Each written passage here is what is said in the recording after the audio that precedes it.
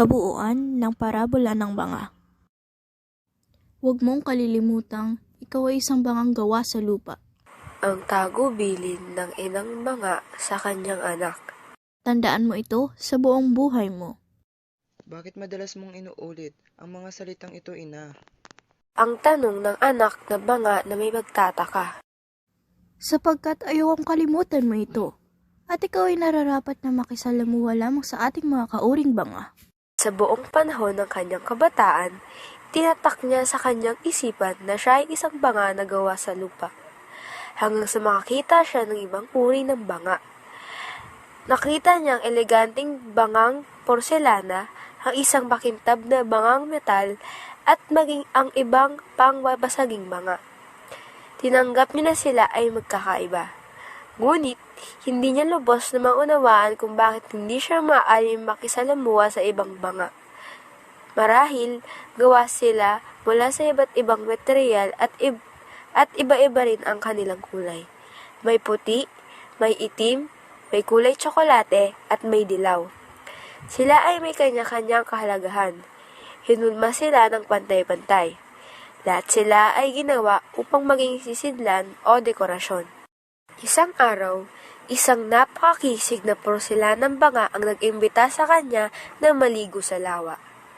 Nung una, siya'y tumanggi.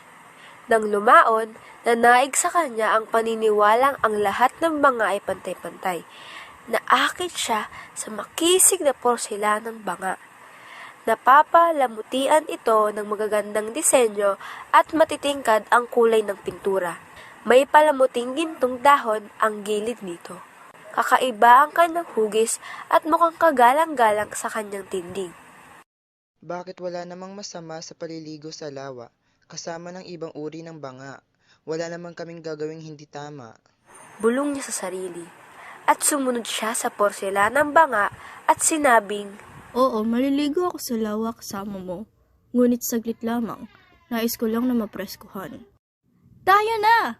Sigaw ng porselanang banga na tuwang-tuwa. Sabay silang lumundag sa lawa at nasasarapan sa malamig na tubig. Nakadama sila ng kaginhawaan sa mainit na panahon ng araw na iyon. Nang sila'y lumundag sa tubig, lumika ito ng mga alon. Ang porselanang banga ay tinangay papalapit sa kanya. Kahit hindi nila gusto, bigla silang nagbanggaan ng malakas. Isang malaking alon ang humampas mula sa gilid ng lawa. Lumikha ito ng napakalakas na tunog. Ang porselanang banga ay nanatiling buo na parang walang nangyari. Ngunit, ang bangang gawa sa lupa ay nagkalamat dahil sa malakas na banggaan nila. Habang siya ay nabibitak at unti-unting lumulubog sa ilalim ng tubig, naalala ng bangang lupa ang kanyang ina.